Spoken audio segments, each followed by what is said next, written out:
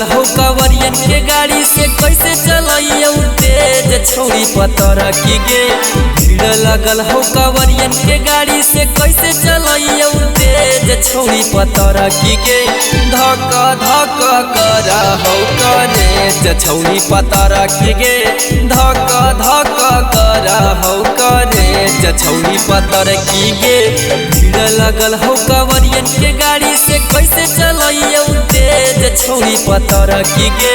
भीड़ लगल हो कवरियन के गाड़ी से कैसे चलइयो तेज छौरी पतर की गे।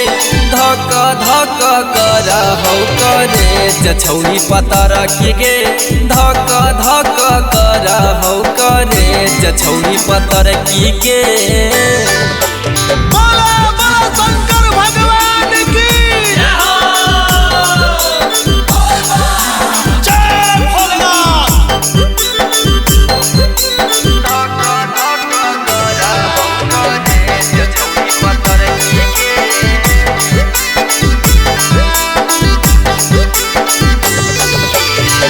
रोड में कवरियन के लगल हा कौजाम गे। चल में कुछ देर करबैया राम गे। रोड में कवरियन के लगल हा कौजाम गे। चल में कुछ देर करबैया राम गे। नया स्टेरिंग धैले ही कमे हौ नौलेज छौरी पतर की गे।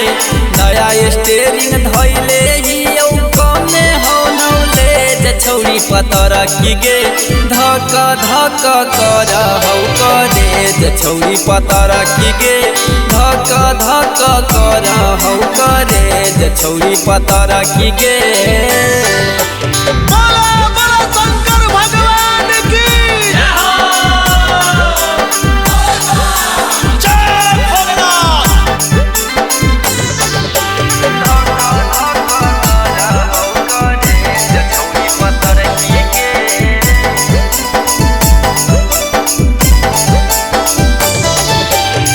धीरे धीरे चढ़ जइबै सुइया पहाड़ गे।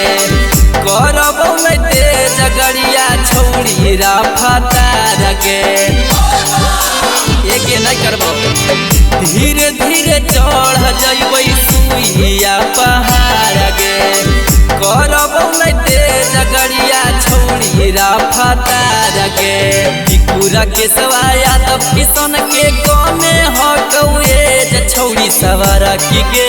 रतन विकास सवाया तब किसन के कमे हकौए छौरी पतर की गे।